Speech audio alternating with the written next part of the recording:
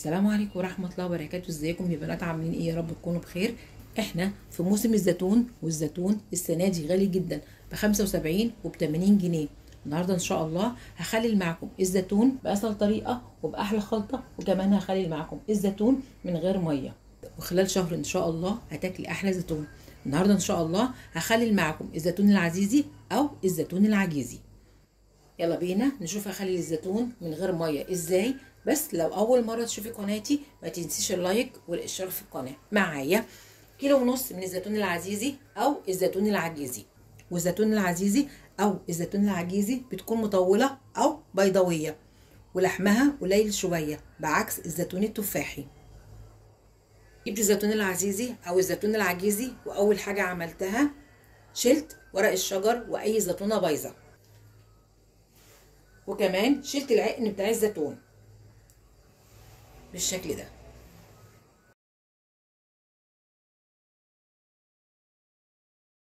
بنضف الزيتون من الشوائب تماما.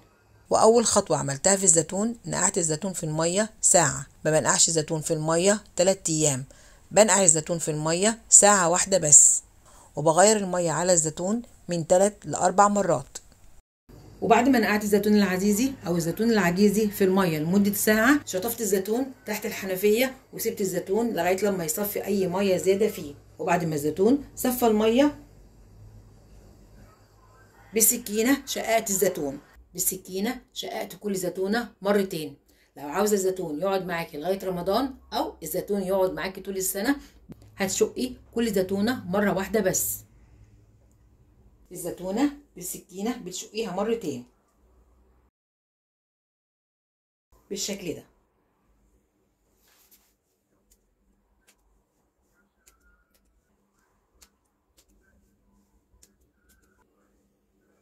او هتشقيها مره واحده لو عاوزه الزيتون يقعد معاكي طول السنه او لغايه رمضان. وعشان الزيتون العزيزي يستوى معانا خلال شهر، وهعمله معاكم بخلطه حلوه جدا. معايا ربع كيلو من الفلفل الحامي، ربع كيلو من الجزر، والجزر هبشره، ومعايا كمان نص كيلو من الليمون، ومعلقتين من هريسه الشطه لو بتحبي الزيتون مشطشط، و5 معالق كبار من الملح الخشن، و3 معالق كبار من العصفر، والعصفر بيتباع عند العطار، وكوبايه ونص من عصير الليمون، وكوبايه ونص من الخل. عصير الليمون مش كتير والخل مش كتير.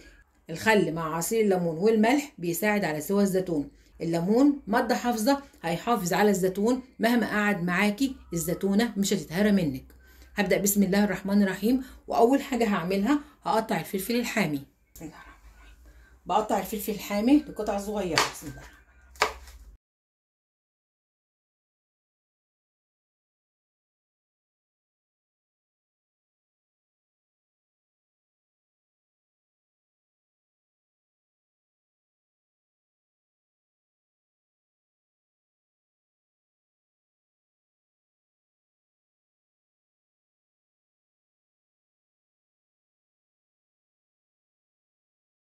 هبشر الجزر، والجزر طبعا انا منضفاه وغسلاه كويس جدا.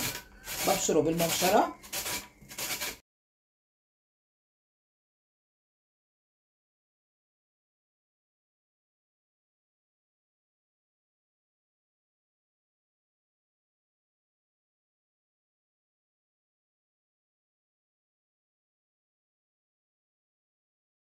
قطعت الفلفل الحامي وبشرت الجزر. هقطع الليمونه الكبيره هقطعها ل8 قطع، والليمونه الصغيره هقطعها ل4 قطع.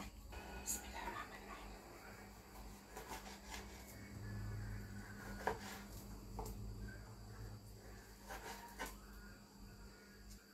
بقطع الليمونايه الصغيره على 4 قطع.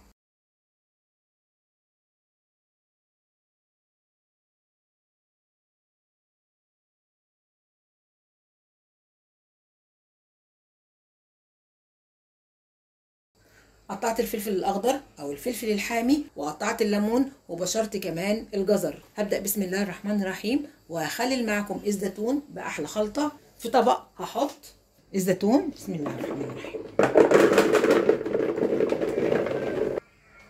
والليمون، وبشر الجزر، والفلفل الحامي، وهرسة الشطة، والعصفر والملح وعصير الليمون،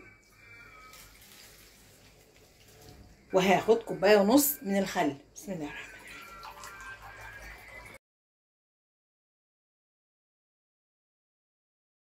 بسم الله الرحمن الرحيم. النص كوبايه، وهخلط المكونات مع بعضها كويس جدا. هخلط المكونات مع بعضها كويس جدا. الزيتون مع باقي المكونات ريحته حلوه جدا. جربي الخلطه على طريقتي وان شاء الله هتعجبك.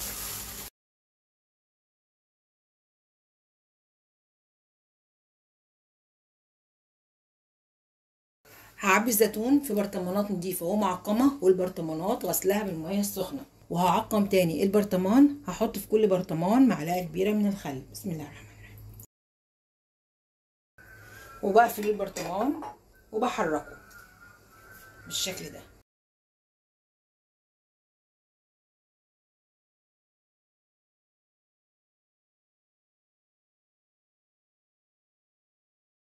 وبتخلص من الخل الزياده. هعبي الزيتون في البرطمانات. بسم الله الرحمن الرحيم.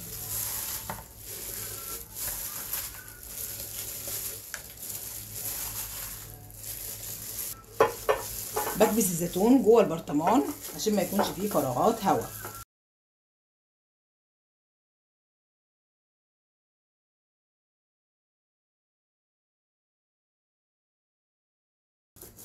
كل ما بعبي كميه من الزيتون بكبسها في البرطمان عشان البرطمان ما يكونش فيه فراغات هواء والزيتون يبوظ منك.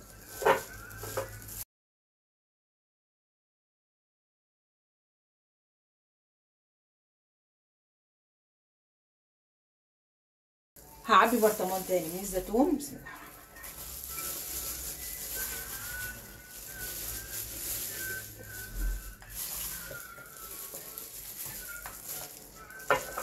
بحط كميه وبكبسها في البرطمان.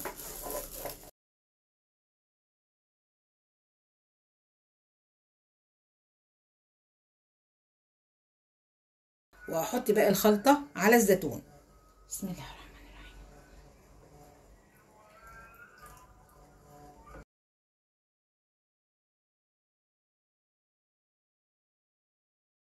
وعلى وش الزيتون هحط قشر الليمون اللي عصرته. والليمون بتعصريه بايدك مش في الخلاط عشان الزيتون ما يطلعش معاكي مر. هوزع قشر الليمون على برطمانات الزيتون. بسم الله الرحمن الرحيم. بعمل طبقه عازله عشان الزيتون ما يبص منك. بعمل طبقه عازله عشان وش الزيتون ما يعفنش. بسم الله الرحمن الرحيم. بعمل طبقه عازله بقشر الليمون.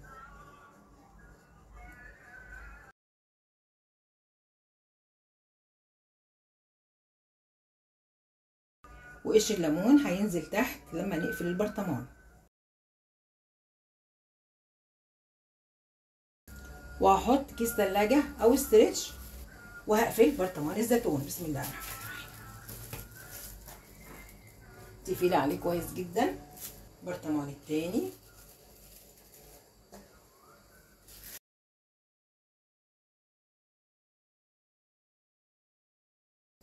شوفي الزيتون شكله حلو ازاي والوانه متناسقه مع بعضها.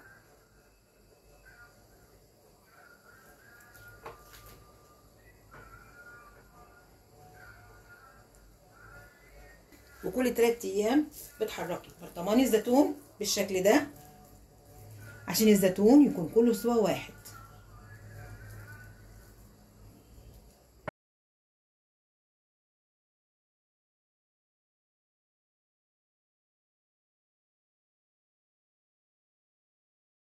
والنهارده خللت معاكم الزيتون العزيزي او الزيتون العجيزي من غير ما نقعه في الميه 3 ايام. نقعته في الميه ساعه واحده بس. خللت معاكم الزيتون العزيزي باسهل طريقه وباحلى خلطه، وخلال شهر ان شاء الله هتاكلي احلى زيتون مخلل. جربي طريقتي في تخليل الزيتون العزيزي وان شاء الله هتعجبك. وهتحفظي برطمانات الزيتون في دولاب المطبخ، وعند الاستخدام بتاخدي من الزيتون بمعلقه نظيفه وبترجعي تقفلي على الزيتون كويس جدا، وبتحفظي الزيتون في الثلاجه. يا رب تكون حلقتي النهارده عجبتكم، وما تنسوش تعملوا لايك وشير الفيديو واشتراك للقناه وتفعيل زر الجرس عشان يوصلك مني كل جديد.